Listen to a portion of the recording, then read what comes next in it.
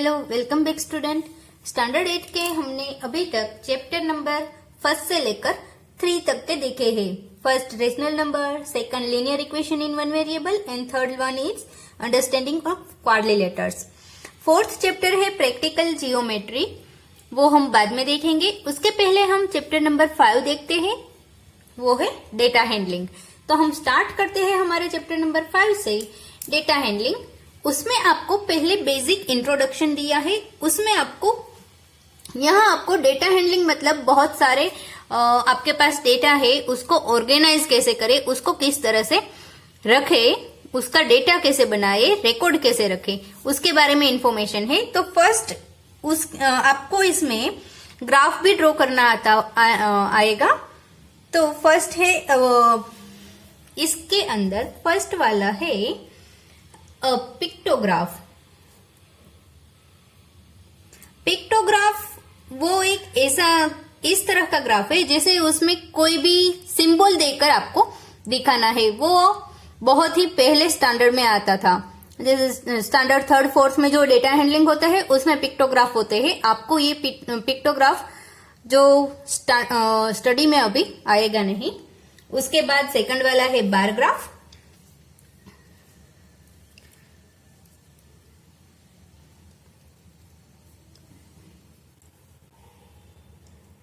ये bar graph है, उसके बारे में आपको इंफॉर्मेशन यहाँ पे मिलेगी। उसके बाद है बार ग्राफ के बाद डबल बार ग्राफिंग।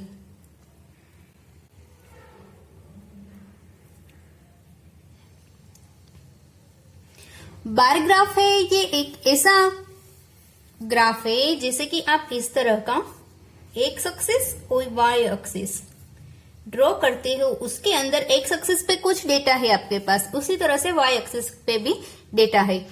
उस डेटा के हिसाब से आप यहाँ इस तरह का ग्राफ ड्रॉ करते हैं जो स्टैंडिंग लाइन में है, उसको बोलते हैं बार ग्राफ। इसको बोलेंगे सिंपली बार ग्राफ। जबकि डबल बार ग्राफ होता है उसमें 2 तरह के डेटा होते हैं, दोनों ही डेटा आपको यहाँ रिप्रेजेंट करना होता है। जैसे कि कोई स्टूडेंट्स का यहाँ पर मार्क्स दिए हैं, यहाँ पर मार्क्स है, यहाँ पर स्टूडेंट्स है।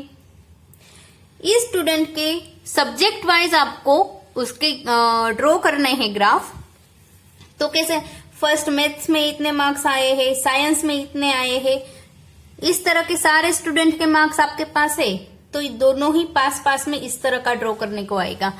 ऐसे जो बार ग्राफ होंगे इसको बोलेंगे डबल बार ग्राफ, ये सिंपल बार ग्राफ है।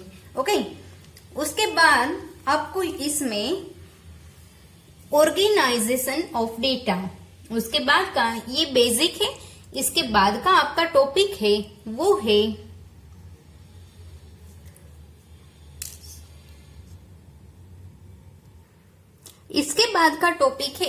Organising data. इसके अंदर आपको क्या करना है, आपको डेटा कुछ दिया गया है, वो सिंपली ऐसे ही ग्रुप में दिया गया है।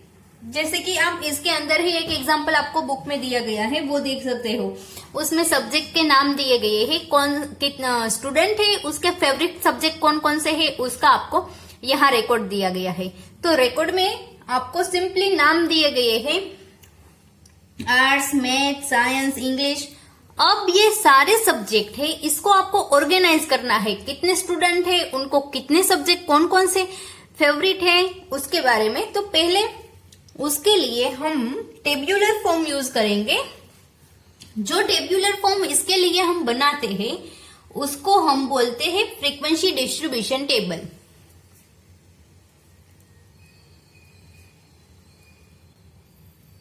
Frequency distribution table. इसके अंदर आपको सब्जेक्ट लिखने हैं। यहाँ आपको जो एग्जाम्पल दिए गए हैं उसके हिसाब से बता रही हूँ। सब्जेक्ट, उसके बाद टेलीमार्क्स है वो आप ड्रॉ करेंगे। उसके ऊपर से आप देख सकेंगे कि कितने स्टूडेंट है, उसके ये फेवरेट सब्जेक्ट है, नंबर ऑफ स्टूडेंट्स। टेलीमार्क्स से हम वो देख सकते हैं। तो उस सब्जेक्ट से स्टार्ट करते हैं। फर्स्ट सब्जेक्ट है आर्ट, उसके बाद है मैथमेटिक्स,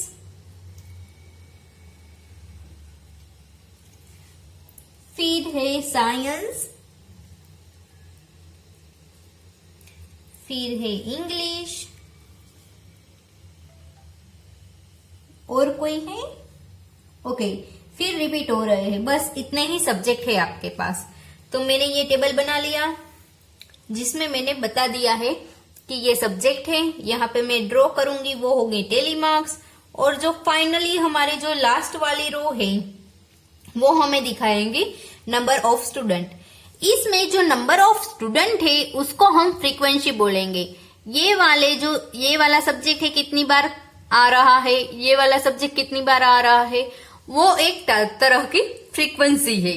तो इसको हम बोलेंगे फ्रीक्वेंसी। इसी के इस नाम के हिसाब से इस टेबल का नाम है फ्रीक्वेंसी डिस्ट्रीब्यूशन टेबल। ओके, तो हम फर्स्ट देखते हैं आर्ट। तो आर्ट वाले सब्जेक्ट है, इसमें कितने हैं आप काउंट कर सकते हो। 1 2 3 4 5 6 7 आर्ट वाले सब्जेक्ट हैं। तो उसका टेली मार्क्स हम कैसे ड्रॉ करेंगे? टेली मार्क के लिए 3 4 टेली मार्क हो जाए और जो फिफ्थ वाला टेली मार्क होता है वो इस तरह का होता है, उन चारों को कट करता हुआ। तो ये 5 टेली मार्क्स हो गए। उसके बाद फिर से 2 टेली मार्क्स हो गए 7। अब मैथ्स के देखते हैं, 5 है। मैथ्स के टेली मार्क्स 5 है। 1 2 3 4 5 कट करेगा सभी को।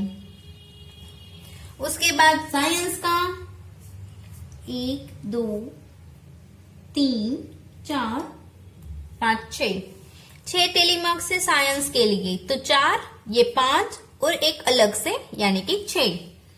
अब इंग्लिश का हम देखेंगे, उसमें टेली मार्क्स हैं 4।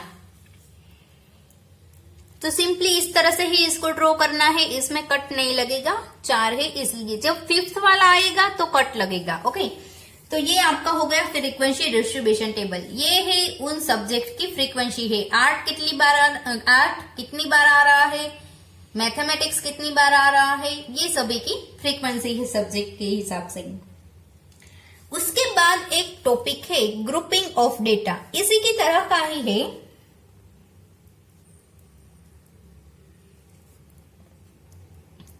यहाँ आपको सब्जेक्ट दिया गया था, यहाँ आपको इस तरह से कोई नंबर दिए गए हैं।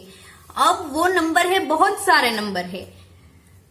आप एग्जाम्पल में ही देख सकते हो, इसमें आप मिनिमम सबसे छोटा वाला नंबर देखोगे तो सबसे छोटा नंबर है 5 से स्टार्ट हो रहा है। और सबसे बड़ा वाला नंबर आप देखोगे तो सबसे बड़ा नंबर आपको इसमें दिखेगा 60 के आसपास है। 50 है। तो आप नंबर 5 से लेकर 50 तक के नंबर के इस तरह से अलग लगाकर टेली मार्क नहीं लगा सकते। और कोई भी ऐसा होता है एक नंबर एक ही बार आ रहा है, दूसरी बार नहीं आ रहा है, तो इतना बड़ा हम इस तरह का फ्रीक्वेंसी डिस्ट्रीब्यूशन टेबल इतना बड़ा नहीं बना सकते। तो इसका हम क्या करेंगे, उसका ग्रुप बना देंगे और बाद में उसको यूज करेंगे इसमें। तो ग्रुप कैसे बनाएंगे, 5 से लेकर 50 तक के है तो 5-5 का ग्रुप बना सकते हैं या फिर 10-10 का। 5-5 का बनाएंगे तो भी कितने बड़े, मिनिमम 10 लाइन होगी आपके। तो हम यहाँ ग्रुप बनाएंगे, लेकिन ग्रुप इस तरह से बनाएंगे 0 से लेकर 10 तक, फिर 10 से लेकर 20 तक, इस तरह का हम ग्रुप बनाएंगे। 20 से 30 तक का, 30 से 40, 40 से 50।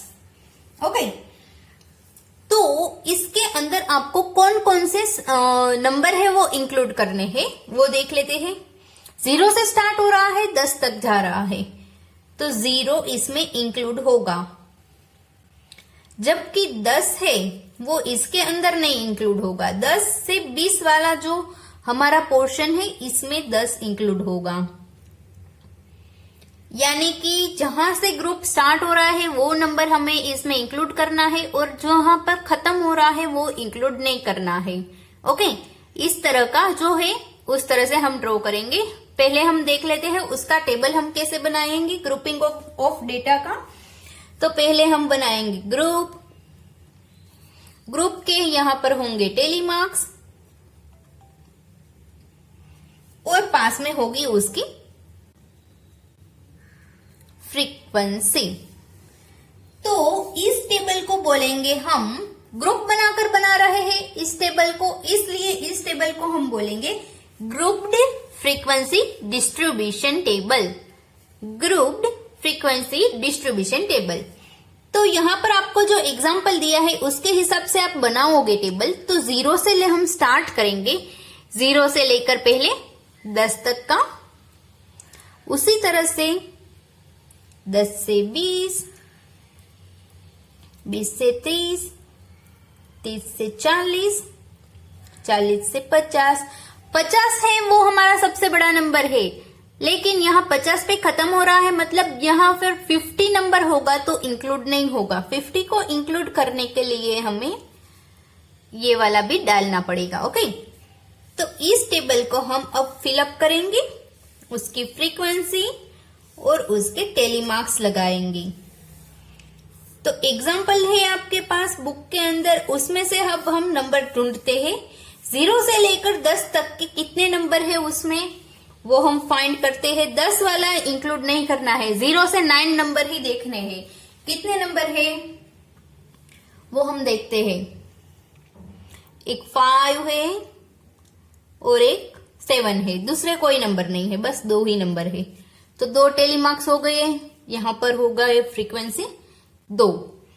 फिर 10 से 20 तक के कितने हैं, इसमें 10 नंबर है, उनको इंक्लूड करना है, जबकि 20 को इंक्लूड नहीं करना है। यहाँ पर आपको टेली मार्क्स दिए गए हैं 10, 10 नंबर इंक्लूड है, यानी कि ये 5 हो गए। फिर से 5, 2 ग्रुप बन गए 5-5 के, 10 हो गए। उसी तरह से आगे आप देखोगे तो इसके अंदर 21 है।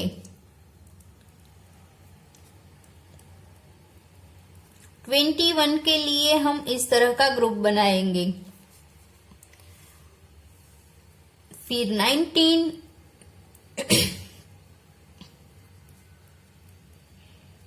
ये 15 हो गए, अब 4 हो गया 19।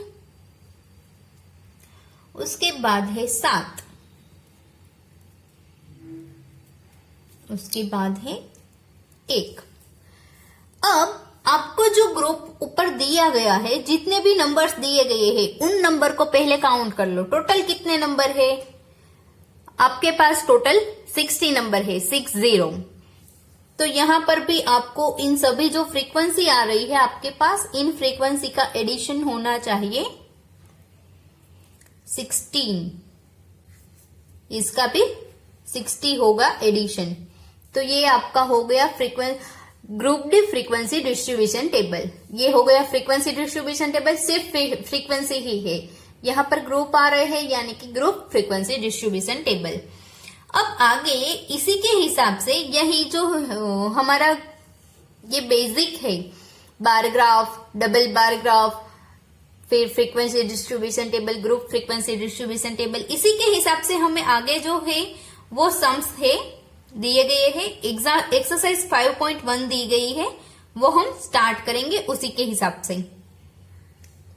वो हम नेक्स्ट वीडियो में देखेंगे। तब तक के लिए बाय स्टूडेंट्स।